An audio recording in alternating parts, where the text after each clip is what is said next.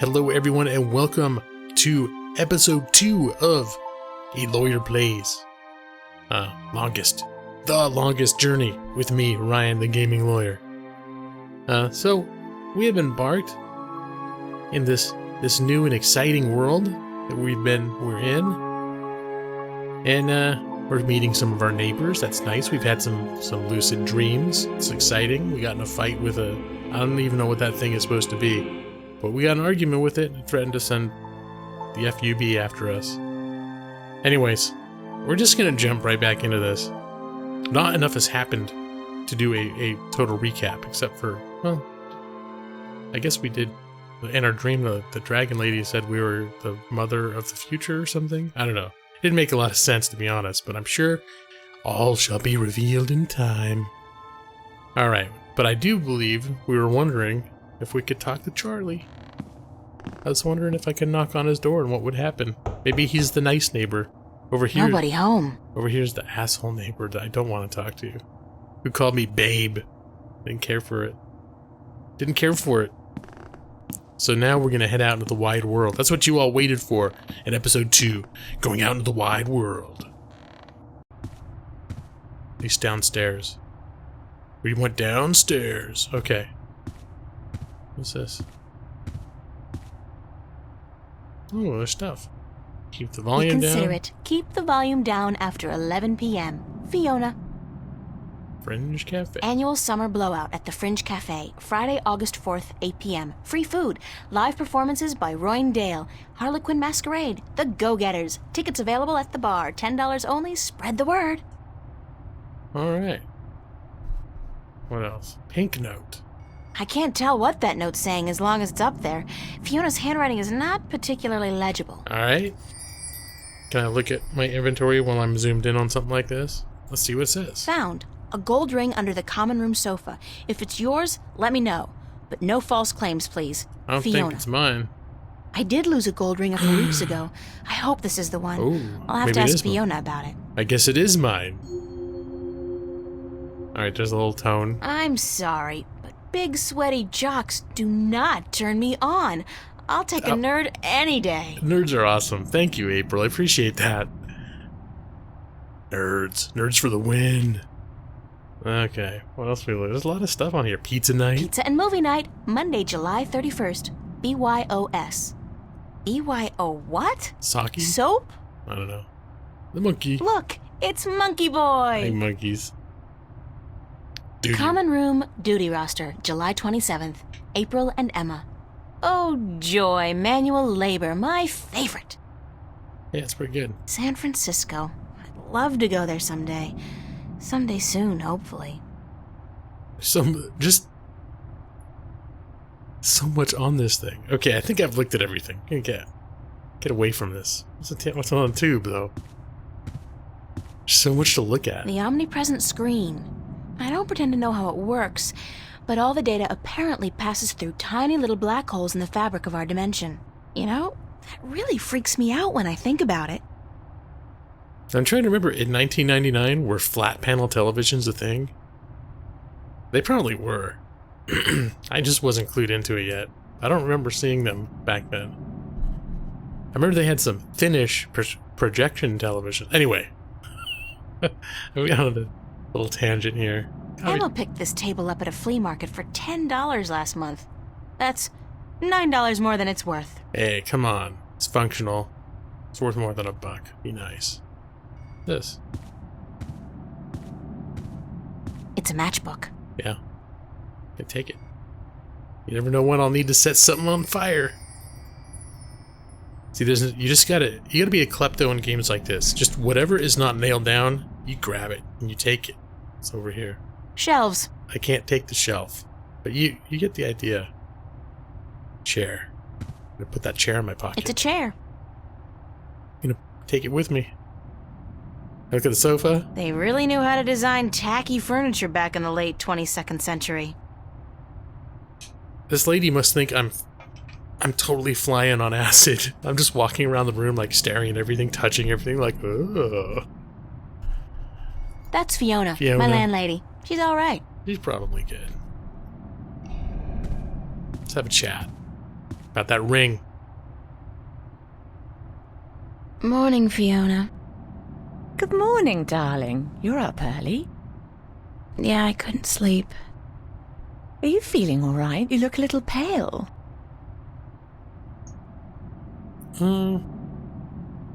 She seems cool. I'll tell her. I had a nightmare. Was it a nightmare, though? I saved an egg and rescued a tree. But yeah, then there was a monster at the end with tentacles and I fell. Okay. I had a bad nightmare. Again? Well, you're not the only one, darling. Mickey woke me up screaming in the middle of the night. She wouldn't go back to sleep until I made her a cup of herbal tea. Nightmares? Apparently. But she refuses to tell me what they were. I Mickey. think she's embarrassed.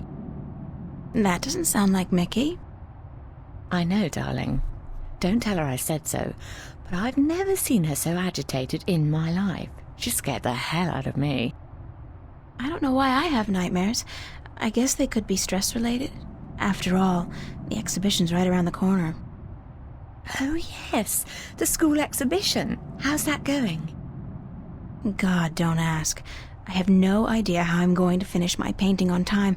I haven't felt inspired in ages. I think you work too hard, darling. You need to relax once in a while. Live. Enjoy your youth. There's inspiration to be found in hedonism, you know. No, I don't know, but apparently you do. I'm an authority on the subject, darling. Oh, Lord. Ask Mickey. She'll tell you I don't lift a finger around the place unless I absolutely have to. I like Fiona. Alright, let's see what's going on. Where is everybody? Where's everybody this morning? Mickey's tied up in the basement. Literally? Mind you, she's not literally Oh. tied up, of course. Yeah. Although that is a tempting thought. Saucy. Are you getting into your sexual fantasies here, Fiona? Because it's a little too early in the morning for that, don't you think? Sorry, I just can't help myself. Anyway, the plumbing is... You probably noticed when you took a shower, yeah? There's no hot water. So Mickey's working on that. There's a Getting shower? knee-deep in putrid canal water is her job, thank God. What about Charlie? He up yet? No, he's still sleeping, and Emma just went to bed. I saw her come in when I was making breakfast. Do you know who she's seeing now? I don't know. Some guy? Those lads I see her with, darling. She's too good for those arseholes. I wish she'd find herself a man who'd treat her right for once. She hasn't had much luck with love, no? She's a magnet for creeps, and she's so pretty. They prey on her, you know, bastards. I've tried to talk to her about it, but Emma's impulsive. She doesn't listen. She's just as headstrong as you and me, darling, but I'm sure she'll be all right. She's smart and resourceful, and not afraid to speak up for herself. Okay. This is a lot of just sort of hanging out gossip, but you know, it's juicy. I'll keep digging. Shouldn't you be outside? Shouldn't you be outside enjoying the good weather? You joking? Bollocks to that. Bollocks. I'll stay inside until September, thank you very much. It's too bloody hot. Can I ask you a few questions? Well, oh yeah, there's the ring still I need to get to the bottom of. Can I ask you a few questions? And Why, probably certainly, darling. other About stuff. what? Oh Lord, there's a ton of stuff here. Oh my Lord. The rest of the episode is going to be talking to her. All right, well, you know what? Let's do some. It's just going to be story. The whole next 2 episodes going to be story time with Fiona. Talking about Emma. Tell me about Emma. Emma? Why, she's your best friend, darling. I don't know what to tell you that you don't already know. You girls are so close. That's true. The day we met, we clicked instantly. It was strange, but cool. Like me and Mickey then, except for the sex, of course. That's a pretty big except for Fiona. Oh, I guess so. She's the crazy one, Emma is. Not crazy as in mad as a hatter, but crazy in a good way. Fun to be around. Emma's always been a little weird. Exactly, darling. She's a flirt, too, and the boys seem to drop like flies at her feet. No wonder. She's a real looker, I don't have to tell you. I'm sure she could have been a model if she'd wanted, but she's an artist, and a good one too. I really think she'll be a successful artist. Her sculptures are getting a lot of attention. Yeah, let's dig more about Emma, shall we? Because I don't know about Emma. But this is all very, I don't know, is it fascinating or is this terribly boring? I can't tell. I'm kind of into it, to be honest. Anything else you can tell me about Emma? She ought to be a little more careful sometimes. She's a flirt, and although she doesn't mean any harm, some lads don't take too well to being teased and rejected. You should tell her that, though, being her best friend and all. I have told her. She won't listen. No. She does worry me a little, but she's a big girl and she can take care of herself. I'm certainly happy to have her living here. Next to you and Charlie, she's my favourite tenant. All right, well, let's just work our way down the list. What did you think of me when we first met?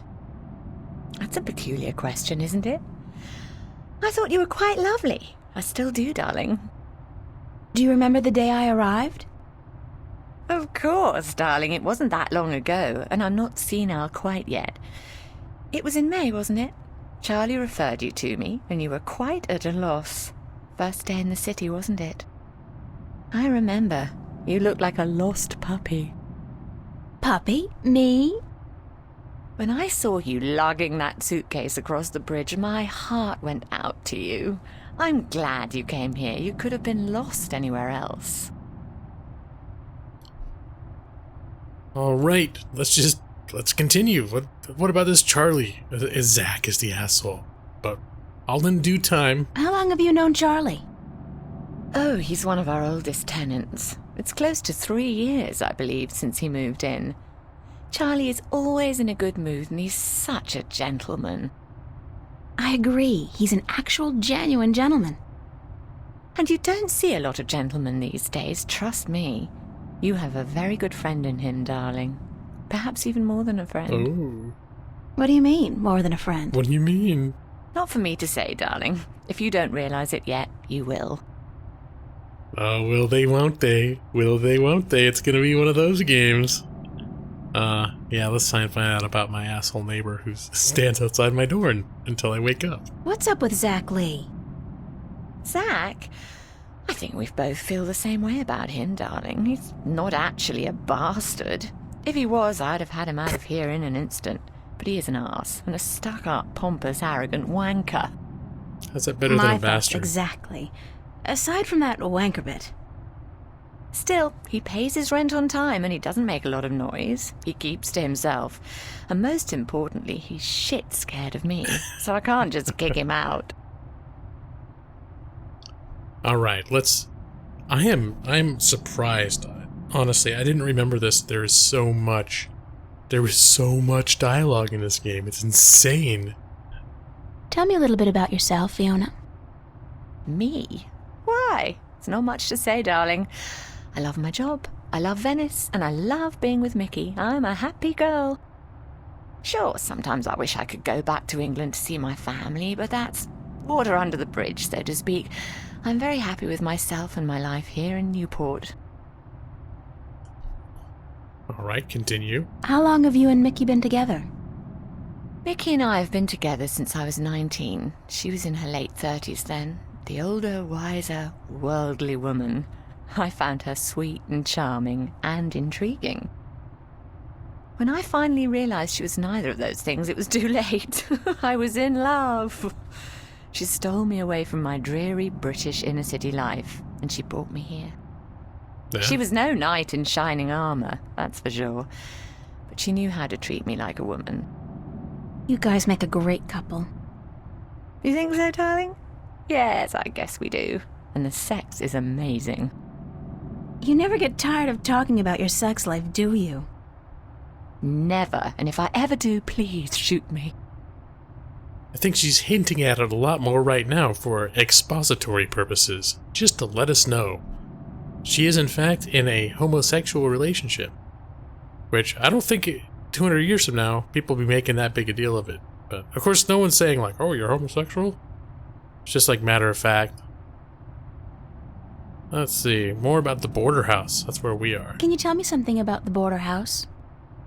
That's one of my favourite topics, darling. What precisely do you want to know? Oh lord, there's a whole separate dialogue tree about the boarding house. Alright, I'm gonna do it. I want to get to know my world. As long as it doesn't involve me reading tons of text documents out loud to you guys, I'm content to let actual voice-acted dialogue color the universe here. What made you decide to run a boarding house? That's a long story. One of the reasons Mickey and I got together was that we shared a passion for the classic English country inns. You know, quaint, weathered buildings, funny old ladies, and oddly suggestive names like the Lazy Cock. So why come here to the big city? To America? We wanted to create a place with a similar atmosphere and hospitality here in Newport. Like a safe house for people like you and I to call home, if only for a short while.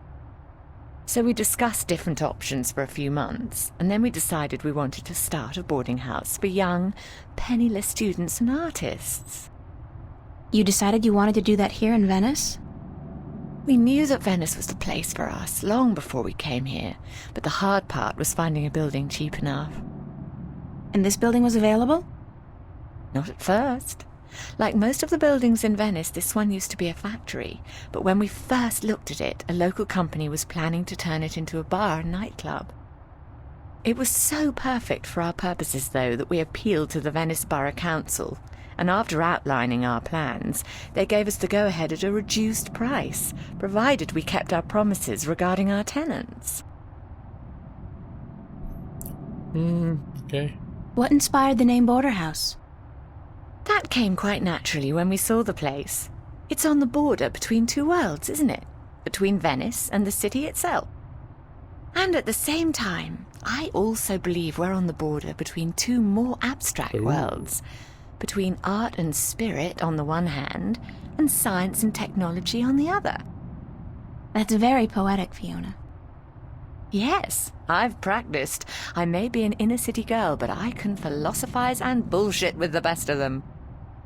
I think she's picking up on something beyond this world, because that's what one of the whole premises of this game are the different, like the duality of worlds and balance and all that sort of thing. All right, you and Mickey own the place together. All right, let's get through this. This episode is going to be all just talking to Fiona. Do you and Mickey own the place together? We own it together, yes, and we've shared the responsibilities between us. Mickey takes care of the maintenance of the building, and I busy myself with the administrative tasks. I also take care of the day-to-day management of our tenants, like deciding whether or not to let someone rent a room. And, of course, the unpleasant business of booting someone out. I thought you enjoyed that part. Yes, all right. In some cases I do, but not always. It can get quite messy. Yes. Thanks for the information. I'm glad I could help you out, darling. It doesn't matter. I worked in building management, dealing with tenants. I wasn't the manager, but anyway, I worked with lots of residents and worked for a manager, and I can tell you that evictions are to be like, they want to avoid evicting like the plague in most cases, because it can get very messy. It frequently does. All right, we already talked about the border house. Venice. I want to kind of I forget where this is. Is this like Venice, California, or Newport? I don't know. Okay. What can you tell me about Venice? I don't really know much about the history of Venice. You should really ask someone with an interest in local affairs. What I do know is that this whole neighborhood used to be an industrial area, and that about 100 years ago they converted most of the buildings into residences for students and the homeless. And it's a nice place to live, certainly. Friendly people, liberal attitudes, great clothing stores, quite perfect, aside from that dreadful stench from the canals in the summertime. Yes. Tell me some more about the border house. All right, I'm just curious. Forgive me. I'm curious. They really have more to say about this? Tell me some more about the border house. What precisely do you want to know? We just talked about it for 10 Thanks minutes. for the information. Okay, that's it. I'm glad I could help you out, It darling. was just in case I hadn't explored everything in there. What's the story behind my apartment? Is there one? What's the story behind my apartment? Your apartment? It's more a room than anything else. Not much more than a large closet, really. It's not that small. It's one of our smallest rooms, but it's cheap and it's on a nice floor. I hope you're happy there. I like it. It's convenient. And it's got, an interesting view. That's nice to hear, darling. As for the story behind it, no unexplained deaths or hidden pirate treasures, I'm afraid. Just a long string of students on a tight budget. Yes. Alright, do you like Newport? Yeah, because I know this game takes place in our world.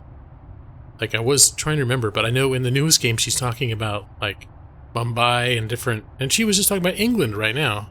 So is Newport... Not sure what Newport's supposed to be in 200 years. That has a Venice in it. Do you like Newport? The city? I stay in Venice most of the time. It's easy to forget we're just a tiny little pocket in the middle of a sprawling urban wasteland. But do I like it? I think Newport is one of the great cities of our age. Love it or hate it, you can't argue with that. And which one is it? Love or hate? I haven't decided yet, darling. Ask me again in another 15 years. Perhaps I'll have an answer then. That's sort of how I feel about Los Angeles. Okay, well, this is just one tree. I don't have Okay. any more questions right now. Don't hesitate asking if there's something else you want to know. Oh, I'm sure there's more. Wait, what about the damn... Oh, I need to probably show her that paper, huh? I'd better get going. Off to school. Yeah, there are no more classes this semester, but I have to finish my painting by next Thursday. For what it's worth, darling, good luck. And don't work too hard, all right? All right. Fiona is a pretty kick-ass landlord. I like Fiona. I've got a fog in my throat. Okay. Where was this? The pink note. I'm gonna take that. I saw this note on the corkboard. I think the ring might belong to me. I'm sorry I have to ask, but could you describe the ring? Sure thing. It says Sweet 16. My dad gave it to me. I think it was the only birthday of mine he remembered, or at least acknowledged. Yes, that's the one. I found it under the sofa when I was vacuuming. Here you are, darling. Thanks. It's not worth much, but it's got a certain sentimental value for me. It's a very pretty ring. Yeah, it is. My dad never gave me anything pretty before or since. He must have won a poker game or something that day. You know what's strange? I don't hate him. He's a bastard and he treated me like crap almost every single day of my life. But I don't hate him. I feel sorry for him. Why? Because he doesn't know how to love. He can't love anybody or anything. And because he'll be miserable every second of every minute of every day until the day he dies. God, I'm glad that life is behind me. I hope I never have to see him again. No, that doesn't sound right. I've made a choice not to see him again. Ever. Wow. Although, if I recall my early 20s and college years, that was a time to have weird relationships with your parents. But her sounds... My childhood was good, I thought. I got along with them fine. She sounds like she had it bad all the way. It seemed like once I hit my 20s when I started butting heads about this or that with my parents and having, like, weird awkwardness occasionally. Alright, you don't need to hear about all that. Let's just... You know what? The episode's not even over yet. We still have, like, more than 5 minutes, and we're already done talking to Fiona. I feel like we've accomplished something. Wait, I'm gonna look at the window now. We have a nice view of the bridges from this window. Alright, while I'm thinking about it... Oh, I got a push pin. Is anything? I don't think I need anything yet. Oh, I was gonna look at the ring. That's right. Dad gave me this gold ring on my 16th birthday. I put it on. Nope. All right. Oh, the TV I didn't realize was on. There's like images on it. All right, let's get out of here.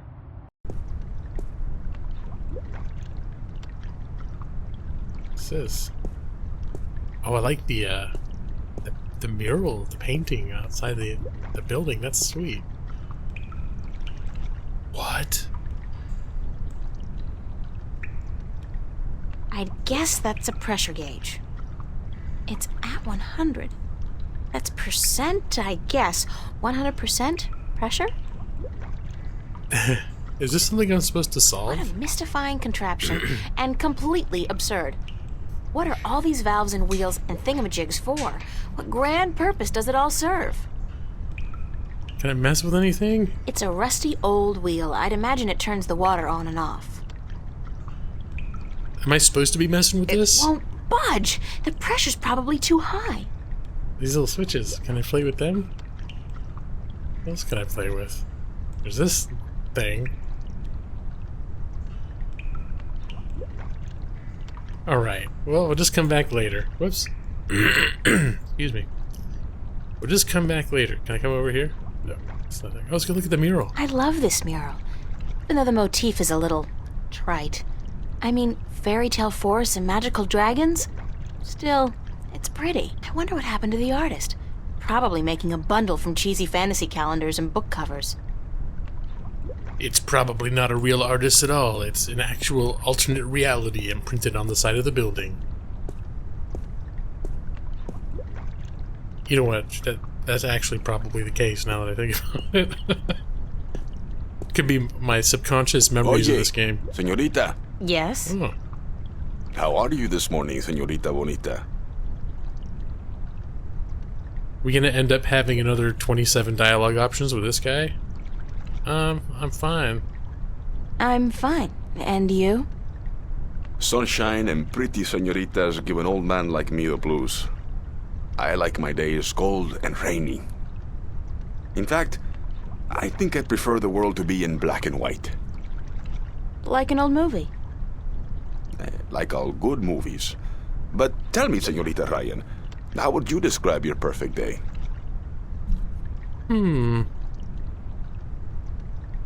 Hot. Hot and sunny. Oh, I don't know what April's preference is, but if I have to choose, I'll take cold and rainy. Cold and rainy like yours. Está bien. We are alike, you and I. But this heat is not why you are unhappy, no? You are troubled by nightmares. What? What? You are afraid of them. You even fear your dreams may be real. Who told you about my nightmares? No one. I can tell from looking into your eyes. I see the ghosts that haunt you.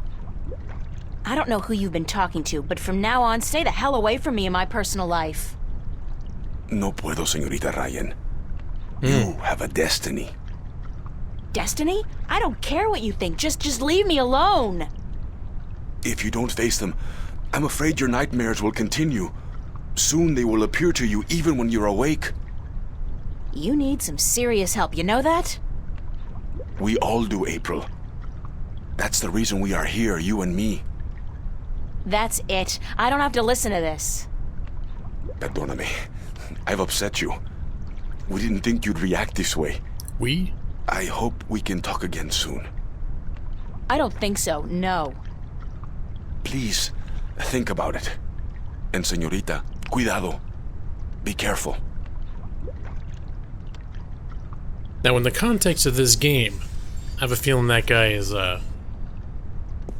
not crazy. But if I left my apartment and some dude sat out there and was talking to me like that, where can I go? I would think he was like a complete nut job. Can I... Why am I going over here? Oh, I can... To the bridges, okay.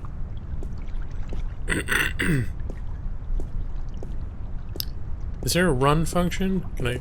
Oh yeah, sweet. Double click.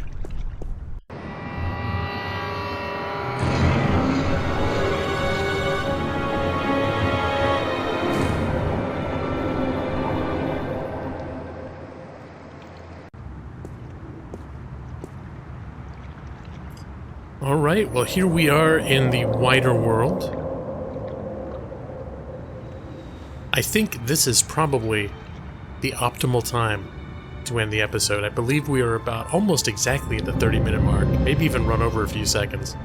Unless you skipped all the dialogue with Fiona, maybe I'll put some sort of link in the video so you can skip Fiona's dialogue. What's this punk? This mohawk dude skipping around. That's silly.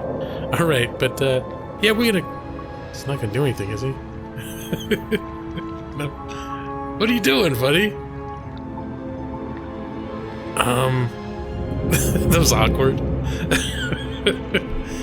Okay.